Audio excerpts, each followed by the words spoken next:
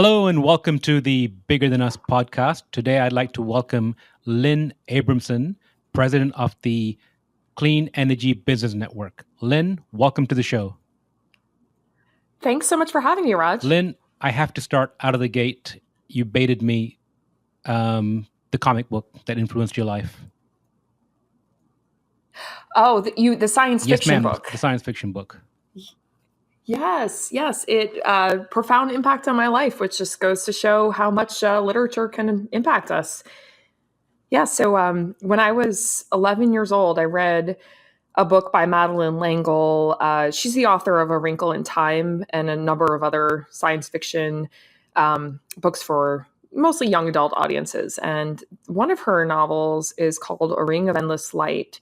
And it's basically the protagonists of this story are marine biologists who are telepathically communicating with dolphins and all sorts of things as they're studying them. But there's quite, what I love about her novels is that there's obviously a lot of fiction in them, but there's also a lot of science and real science that's woven in with the story. And there was a lot of science about marine mammals in this book, and it got me interested in becoming a marine biologist. Now, what 11-year-old girl does not want to grow up to become a marine biologist and communicate telepathically with dolphins? But I actually continued to pursue it, and throughout high school, did all these science camps and science projects, and I majored in biology in college. And then I went off to pursue my PhD in marine and atmospheric science, and now focusing more on chemical oceanography, not on dolphins. But, it really did inspire my ultimate career path in science and now in addressing climate change. That is quite a trajectory from a book. And I know. I have an 11-year-old daughter, so maybe I'll add it to her reading list. And if she takes them in the same direction as you, well, I'll be proud of her. That's fantastic. Well, even if she chooses to do something else, I think definitely getting a little bit of exposure to science in a interesting and fun way is a great way for kids to learn about science. I agree, and maybe slightly off subject, but I'm a believer in telepathy, so let's see if that works out for her. So Lynn, Great. Tell the audience and tell me a little bit more about the Clean Energy Business Network. Sure. So we are the small business voice for the clean energy economy, and we represent a little over 3,000 small and mid-sized providers of clean energy technologies and services nationwide. They're present in all 50 states, about 350 congressional districts. So our members really speak to the breadth and diversity of the clean energy economy. And we have members that are working in renewable energy, energy efficiency, natural gas, storage, advanced transportation solutions, carbon capture and utilization. So a really broad range of technologies. And what we do as an organization to support these small businesses and entrepreneurs is really in three areas. One is in providing policy support. So we help these small businesses, many of whom do not have any government relations professionals, stay informed about major policy issues that impact market opportunities for their technologies. And we provide platforms for them to engage in a really easy and efficient manner. We also work to promote market and technology education, both within the industry, sharing of expertise among industry professionals, but also externally to public and policymaker audiences to promote more understanding of the breadth of available clean energy solutions and greater support for those technologies. And then the third area in which we work is to provide business development assistance to our members, primarily by aggregating data and resources on things such as funding opportunities or events, that are crucial to supporting these entrepreneurs. So we aggregate that information for them. But also we help provide greater exposure to potential partners, investors, and clients through tools such as a searchable member-to-member networking directory and also curated introductions among professionals that we think have mutual interests. So the second one you mentioned about sharing the technologies, how Yes. do you do that? Yeah, so we have a number of mechanisms for promoting that market information. We are actually an independent small business division of a broader coalition called the Business Council for Sustainable Energy, which has been around now for 27 years. And it's a coalition of the major sector specific trade associations and big corporations in all of the clean energy sectors.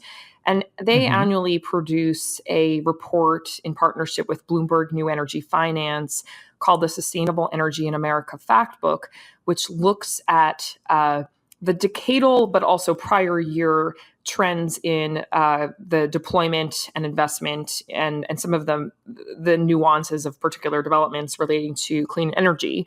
So we help Hmm. disseminate that to the industry professionals within our network to help them understand how the markets are evolving, what are some of the opportunities for their companies.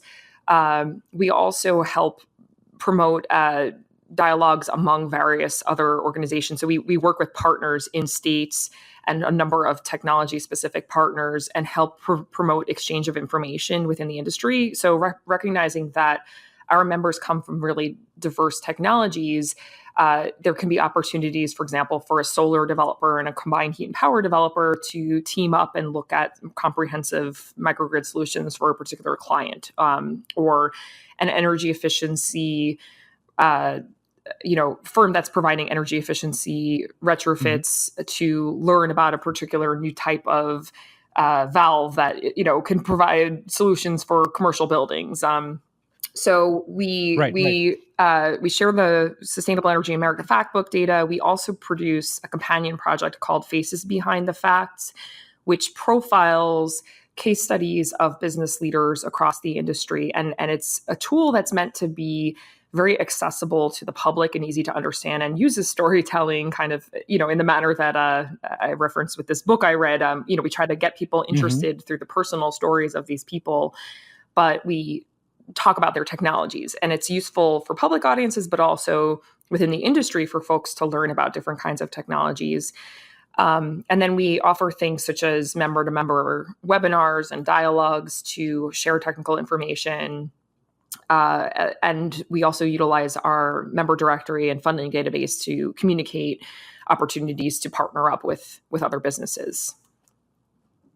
So to get just super tactical, just for a Mm-hmm. moment, do you share this information via Yeah. newsletter, some kind of physical book? How do you share That's a this great question. information? So we produce a weekly newsletter where we have a range of major policy developments, events, funding opportunities, and news, and we keep everything very succinct. So one or two sentences about these various topics, with the most important things front-loaded at the top. So it's a good place for people to just skim and see what might be relevant to their industry. And then we Hmm. also produce blog posts and articles that take a deeper dive on particular issues, such as policy issues that people in our network would be interested in learning about. We produce webinars, I'd say once every month or so, to provide a little bit more information. We also share information about our partners' webinars and events that might be useful. Hmm. The faces profiles are something that are up on our website. There's a dedicated section with all of these faces profiles, and we also disseminate them proactively to various audiences. So we do social media uh, posts on these, and we produce kind of little short versions of them for social media. We do some videos occasionally. We also proactively send them out to policymakers in the areas that these folks come from so that they can learn about some of the interesting work their constituents are doing. And some of those have resulted in follow-on media opportunities or policymaker site visits. And then there's this event that we are proud to be part of called National Clean Energy Week. That is the last week of September. This is the Hmm. third year of its existence. And we compile the faces profiles that we have rolled out throughout the year and produce a booklet that we disseminated at this event, which is attended by members of Congress and all sorts of agency officials and high-level decision makers. And we use it as an educational tool at the event, but also in follow-on materials afterwards. And so last year, I believe we disseminated the FACES profiles to something like 60 congressional offices, as well as all the gubernatorial candidates on both sides for all the states that were up for election. And we've also used it as a supporting tool in some of our policy outreach. So, for example, when we go to Congress and talk about the impacts of clean energy tax policies or funding for clean energy programs, we can point to specific examples in some of these case studies of small businesses in their states and districts that have been directly impacted by these federal policies and can really speak to, the market impacts that result. So it sounds like you guys are really busy. We're doing a lot of things, and we have a very small team, but we are lucky to partner. Our parent organization also has a small team. There are only 4 staff, and we have only 2 staff and 2 part-time fellows. But I think we rely a lot on partnerships. We have relationships with a lot of different organizations, and we have the fantastic businesses in our network to really leverage those relationships to get a lot done. And one of our funders once commented in response to a project we put together. They said, CEBN's a really small but mighty team. And I love that because I think that that reflects how we operate, but also it's representative of the businesses that we work with as well. They are small, but they're mighty, and they're really making a huge impact on our economy. I think it also represents your commitment and, touching on that. And you kind of mentioned in the beginning regarding the book and the trajectory that it gave you in your life. Why is the clean energy business? Yeah, that's a great question. I think it's, going back a little bit to how I ended up with CEBN, because I think that helps answer the question, but I'll also tell you a little bit about where I am now. So I, after deciding to go into science, and I was, for my doctoral research, I was looking at some of the biological and chemical processes in the ocean that impact the ocean's ability to store carbon dioxide from the atmosphere. And I really enjoyed the research, and it was fascinating, but I realized quickly that I wanted to, after graduating, do something more applied with my science background and not continue down a research path. And so I got a fellowship in Washington, D.C. that put me in a sort of 1-year stint. They bring scientists to work in policy positions. And I ended up on the Hill, and I ended up staying on the Hill for 6 years and working in policy. And I always wanted to get more focused on clean energy and sort of climate change mitigation solutions. So that was my area of focus. And I had seen in my time on the Hill that the policy is a really important component, but you absolutely need market-based solutions. So the policy has to drive market-based solutions, but also you need to engage the business community, especially here in the United States, where we place such a huge premium on free markets and the economy. And so working with business constituencies to find solutions was critical.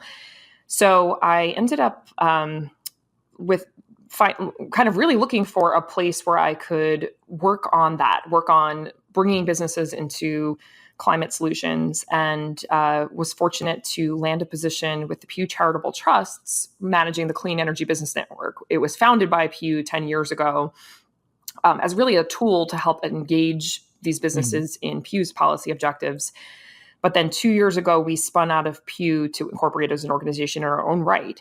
And so one part of the answer to your question is that I think I really have seen from personal experience in working now in the science community and then in the policy community that you absolutely need to involve businesses and look at market-based solutions, or we are not going to address this huge problem of climate change. And the good news is that the economy is moving in this direction of lower carbon technologies, but there are things we can do in terms of the policy and in terms of providing support to these businesses that can help us get there faster. And so this network is really important to me because I do think it's critical to this challenge, but I also think it's critical to our economic future.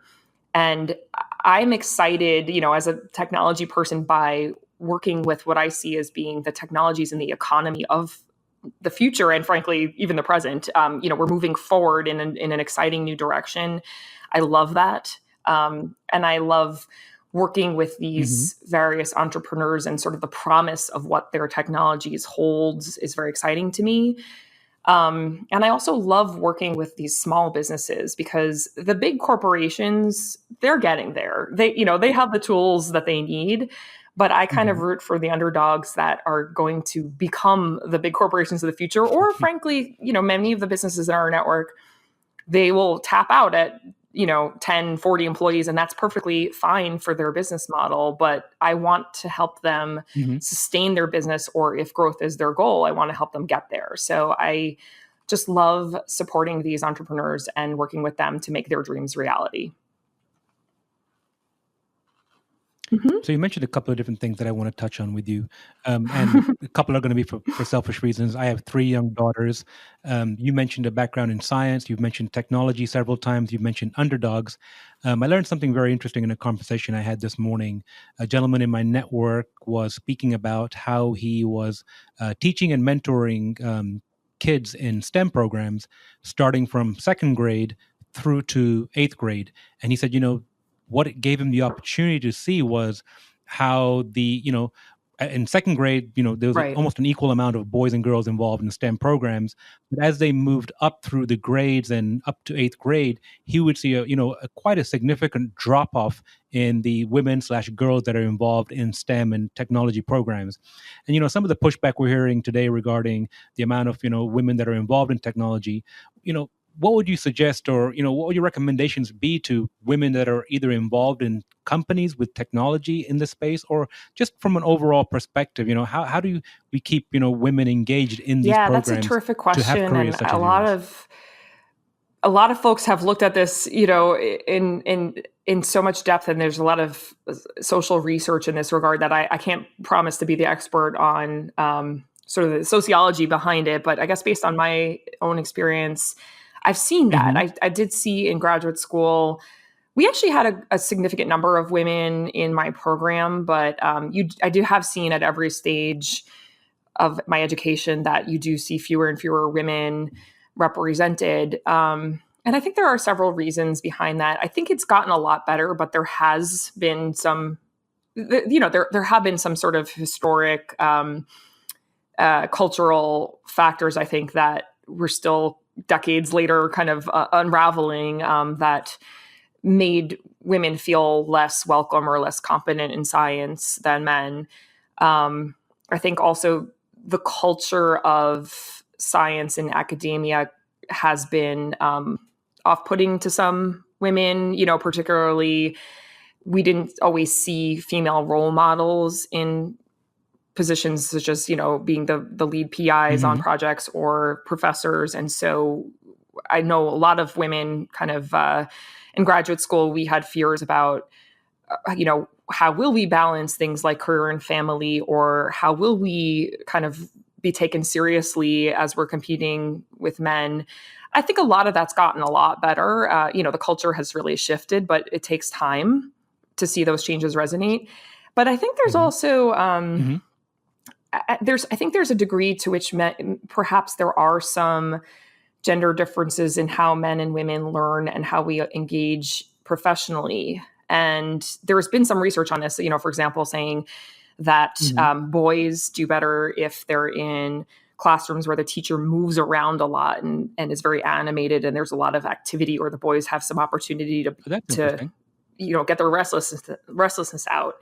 Women, girls tend to learn better if there's a lot of communication and participation, in the class, and they might feel hesitant speaking up in front of the whole class. But if you give them a smaller group project and give them more opportunity to take leadership, they might do better. And these are gross oversimplifications. Obviously, every single person learns differently. So I think one part of it is just in the education, Right, of perhaps course. catering to different learning styles and providing opportunities, and I think just the example you gave of your friend who's helping mentor students, that's critical. And I did a lot of that in graduate school. I worked in a program called Women in Science and Engineering, where both within the university and also with high school students, we would kind of mentor these small groups of female students in research projects in different scientific fields so that they would get exposure to a lot of different fields of science. And they would also, get to do this in a small group setting that wasn't intimidating. So I think things like that, those kinds of educational programs are important. And just continuing to provide more support and role models up through the chain, and then frankly, it's funny because I've kind of left science in a sense and now in my current career, I still get to work with a lot of technologists, but I think we also have to recognize that there's different ways of being involved in science. And I remember when I was leaving, when I finished my PhD, and I told some of my faculty advisors that I was going into a career in policy, my advisors were very supportive, but this one faculty member said to me, "Oh, you were really talented in science. It's a shame we're losing you." And I thought, well, you're not losing me. You're gaining an advocate in policy who has a science background. I think that's actually a good thing. So recognize that there are many pathways to success. Right. Absolutely. And sometimes the way we measure it is not always, is not recognizing that. So in the umbrella of the CEBN, do you have a SIG or some kind of interest group where women that are involved in clean energy can join or participate in? There are. So we don't have an initiative explicitly focused on this. However, there's been a lot of attention in the clean energy community to workforce development issues. There's a research report called the U.S. Energy Employment Report that used to be produced by the Department of Energy and now is being produced by BK Research on behalf of the National Association for State Energy Officials. And I believe there's another partner in the project. But one of the topics that they looked into last year and have continued to explore is what are the workforce needs in clean energy? And frankly, a lot of businesses, and we've actually done some surveys of our members on this, they do struggle sometimes with finding appropriately skilled staff. And it's not that the people aren't there, but it's hard to find the person with the niche expertise that you need. And generally speaking, in this country, I think, we could be doing a lot better with our STEM workforce preparation. So this certainly translates to diversity as well, because if women and minorities are not going into these careers as extensively, then you're pulling from a smaller pool of talent already. And you're also potentially leaving some perspectives and skill sets off the table that, you wouldn't otherwise be pulling into these careers. So a lot of organizations are looking at what can be done. I know the Solar Energy Industries Association in particular has done a lot of research on this and has developed a lot of initiatives within its own organization, but also as a model for solar companies to try to promote more diversity in the energy industry. It's an area where I'd frankly love for us to be more involved, in partnership with other organizations. And one of the small ways that I'm trying to steer us in this direction is to, in our faces behind the facts profiles, I'm particularly, asking women and minorities to step up and allow us to feature their business success stories. And, frankly, we still have, if you look at our website, it's still a lot of white men. But I think that just to this point of showcasing role models with exciting stories, the more we can do that, I think it really helps with the industry as a whole. Well, we at Nexus PMG have committed to participating in Clean Energy Week at the end of September. And so, if I come across any business cases or individuals here that might make for good stories for your organization, I'll be sure to connect you with them. I would love that. That would be terrific. So then, before we go, if there's one piece of advice you could impart on the audience, what would it be regarding your organization or just from a holistic point of view? Yeah, I think my advice, and I would say this is applicable to whether people are, professionally in job seeking. I think this is applicable to business development, and I think it's applicable to addressing technology solutions for sustainability. that there's really people should put a lot of importance on social capital, on building their network. Um, Hmm. because I think, obviously, if you're looking for a job or seeking to advance your career, that's important. But it's also really important if you're trying to grow your business. A lot of opportunities come down to who you know or what opportunity has crossed your path, and so trying to build out networks of folks, you know, deepen your connections is really important. And there's a lot of ways you can do that. I think paying attention to what seminars might be out there, what networking events might be out there, ways to just meet people is really important. I think our network is a really good, valuable resource in this respect, because Hmm. we try to bridge connections on a nationwide scale so that businesses and technologists can learn about solutions or partners that might exist across the country, outside of their immediate sphere and their immediate communities. And I think, we serve as a complementary resource to a lot of these fantastic state and local clean energy associations, as well as incubators that are out there that can really provide a much deeper level of connection on a local scale or in a technology specific way. But we can help provide that breadth of exposure across the nation. So I think people should really, place an emphasis. I know everyone's busy with their head down, focusing on their technology or their particular company's needs. But I can't tell you how often I've seen anecdotally and experienced personally that sometimes you make a connection and 3-5 years down the road, it proves incredibly valuable. So it's worth investing some time and effort in trying to deepen those connections. You spoke directly to my heart when you mentioned networking and social capital. I have a saying up here on my whiteboard that says, "The day you plant the seed is not the day you eat the fruit." That's so true. I'm a firm believer in networking, and to your point, whether it's just growing your network, growing your business, and the greatest part of it is the ability to help other people. And I think you as an individual and your network is really really working hard at doing that, and I really appreciate you for doing that, and I really appreciate you for being on our show today. And hopefully, I'll put all the links to the sites you mentioned and to your site in the footnotes. And Lynn, thank you again so much for being on the Bigger Than Us podcast. Great. Well, thank you so much, Raj. I really enjoyed it.